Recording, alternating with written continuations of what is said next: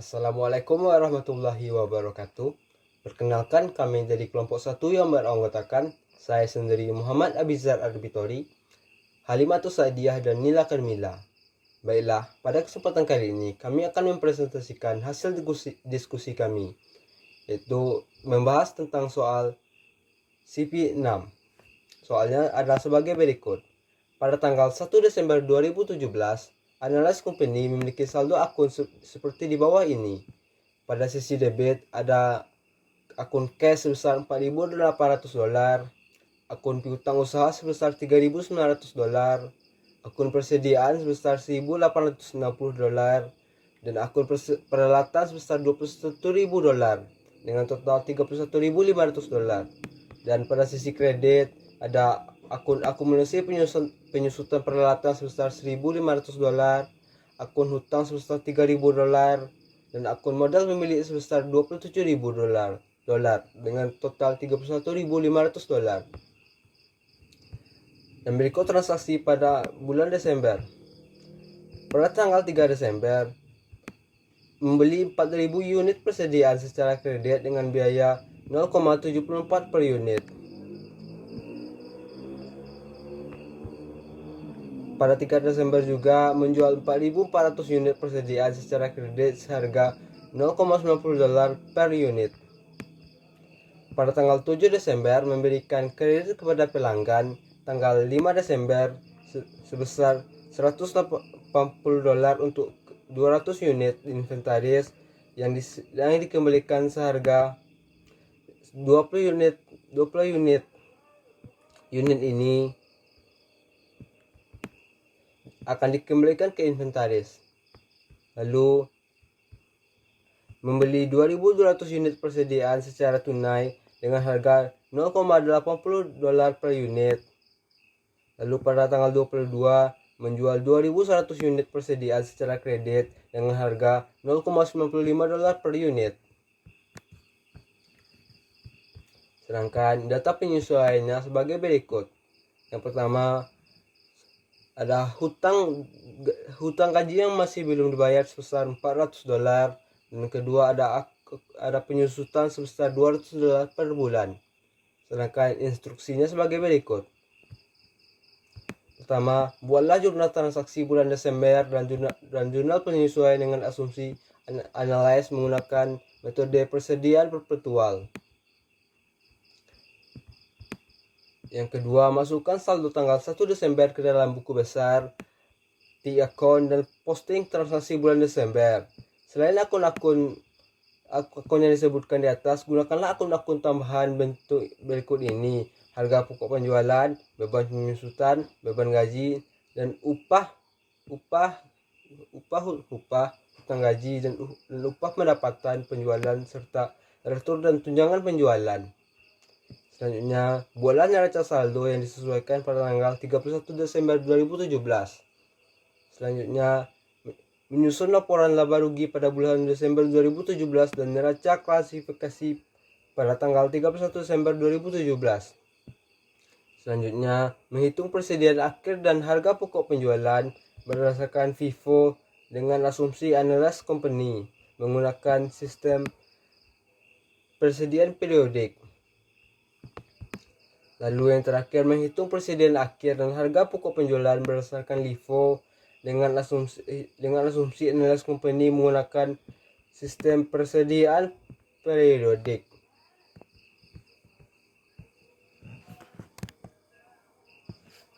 Baiklah, inilah jawaban yang pertama, yaitu jurnalnya. Pada tanggal 3 Desember pada akun debit ada inventaris sebesar $2.960, dan pada akun hutang ada pada kredit sebesar $2.960. Pada tanggal 5 Desember ada akun piutang usaha sebesar $3.600 di debit dan akun pendapatan penjualan sebesar $3.600 di kredit. Dan ada juga harga pokok penjualan sebesar $2.836 di debit dan persediaan sebesar $2.836 di kredit. Pada tanggal 7 Desember, ada akun return dan tunjangan penjualan sebesar $180 di debit dan akun piutang usaha sebesar $180 di kredit. Lalu juga ada akun persediaan sebesar $120 di debit dan akun harga pokok penjualan sebesar $120 di kredit. Lalu pada tanggal 17 Desember ada akun persediaan sebesar $1.760 di debit dan akun kas sebesar $1.760 di kredit.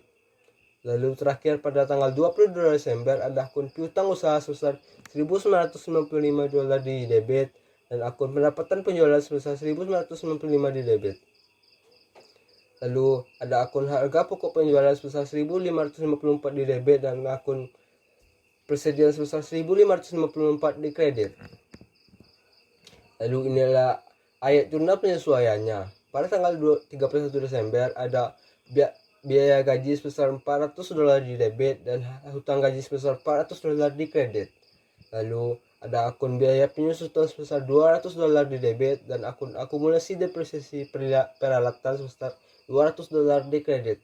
Sekian dapat saya sampaikan. Penjelasan selanjutnya akan disampaikan oleh teman saya. Assalamualaikum warahmatullahi wabarakatuh. Perkenalkan, saya Nila Karmila dengan NIM 23043046.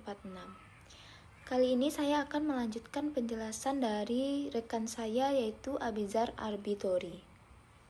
Saya akan menjelaskan pada poin B, yaitu masukkan saldo bulan Desember ke dalam buku besar akun T dan posting transaksi bulan Desember.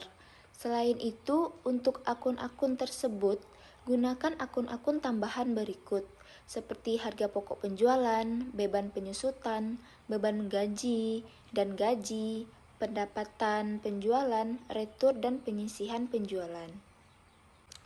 Pada tanggal 1 Desember, kas berada di sebelah debit yaitu 4.800 dan tanggal 17 Desember sebesar 1.760.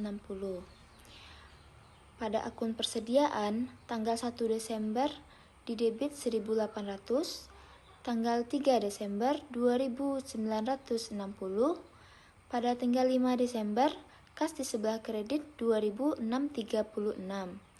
Pada tanggal 7 Desember, persediaan di sebelah debit yaitu 120 dan pada tanggal 17 Desember sebesar 1.760. Pada tanggal 22 Desember, persediaan terletak di sebelah kredit sebesar 1.554.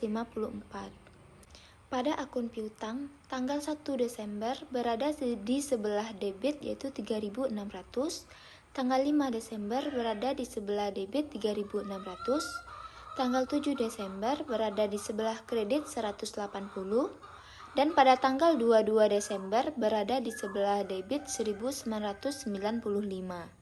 Pada akun penyusutan peralatan, tanggal 1 Desember di sebelah kredit 1.500, tanggal 31 Desember di sebelah kredit sebesar 200. Dan pada akun hutang, tanggal 1 Desember di sebelah kredit 3.000, pada tanggal 3 Desember di sebelah kredit sebesar 2.960.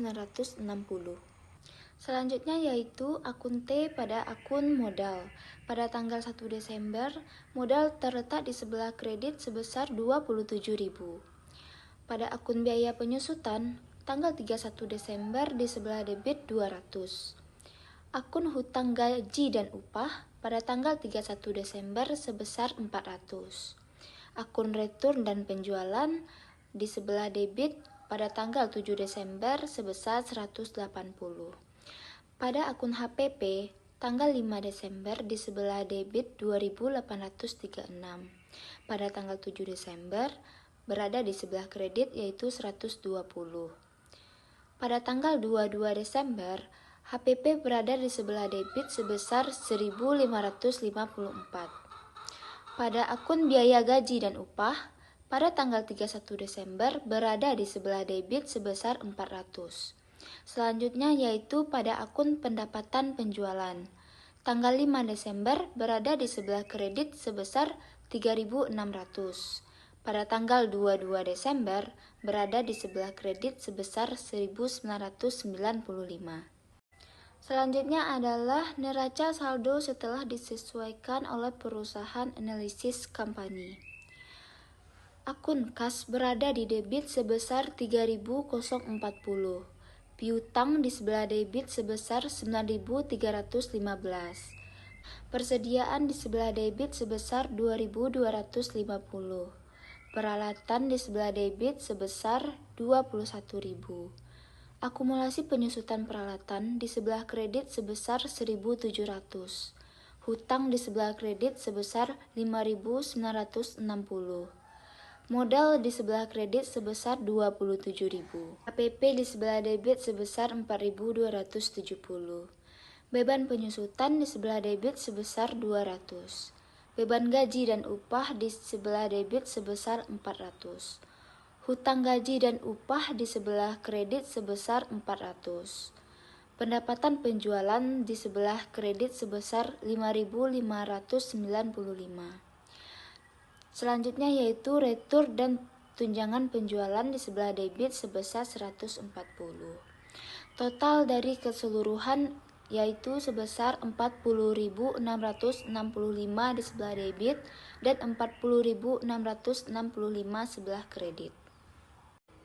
Selanjutnya adalah laporan laba rugi oleh perusahaan analisis company. Pada laporan laba rugi ini terdapat pendapat penjualan sebesar 5.595 dan HPP-nya 4.270.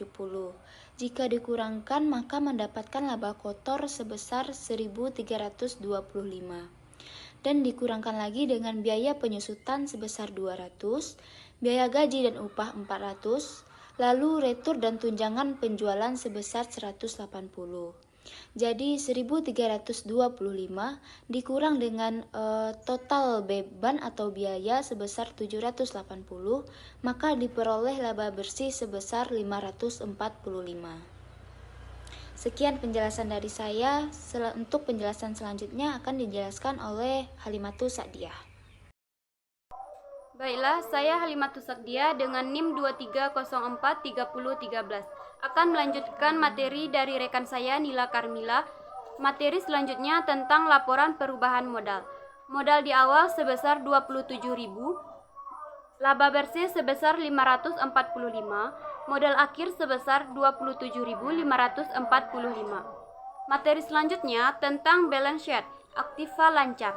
Kas sebesar 3.040, piutang sebesar 9.315, persediaan sebesar 2.250, jadi totalnya sebesar 12.580. Aktiva tetap, peralatan sebesar 21.000, AKM penyusutan peralatan sebesar negatif 1.700, jadi peralatan dikurang AKM penyusutan peralatan sebesar 19.300. Total dari aktiva lancar dan aktiva tetap sebesar 33.905. Kewajiban, hutang sebesar 5.960, hutang gaji dan upah sebesar 400, modal sebesar 27.545. Jadi totalnya berjumlah 33.905. Materi selanjutnya tentang metode FIFO, harga pokok barang tersedia untuk dijual. Tanggal penjelasan 1 Desember persediaan awal di bagian unit sebesar 3.000, harga unit sebesar $60, harga total sebesar 1.800. Pada 3 Desember pembelian sebesar 4.000, harga unitnya $74, total harganya 2.960. Pada 17 Desember pembelian di bagian unit 2.200, harga unitnya $80, total harga sebesar 1.760. Jadi total di bagian unit 9.200, total harganya 33.160. Harga pokok barang tersedia untuk dijual sebesar 33.160, akhir persediaan sebesar negatif 1.760, jadi totalnya 31.400. Materi selanjutnya tentang metode LIFO, Harga pokok barang tersedia untuk dijual. Tanggal penjelasan 1 Desember, persediaan awal di bagian unit 3.000, harga unit sebesar $60, total harga sebesar 1.800. Kemudian pada tanggal 3 Desember, pembelian di bagian unit itu jumlahnya 4.000, harga unit $74, total harga 2.960. Pada tanggal 17 Desember, pembelian di bagian unit 2.200, harga unitnya $80, total harga sebesar 1.760. Jadi total di bagian unit 9.200, di bagian total harga sebesar 33.160. Kemudian pada tanggal 1 Desember di bagian unit itu jumlahnya 3.000, harga unit $60, total harga 1.800. Kemudian pada tanggal 3 Desember di bagian unit 4.000, harga unit $74, total harga sebesar 2.960. Jadi total di bagian unit 7.000, total di bagian harga 4.760. Harga pokok barang tersedia untuk dijual sebesar 33.160. Akhir persediaan sebesar negatif 4.760. Jadi total keseluruhannya 28.400. Sekian materi dari kelompok kami. Jikalau ada kata yang salah mohon dimaafkan. Wabillahi taufiq wal hidayah. Assalamualaikum warahmatullahi wabarakatuh.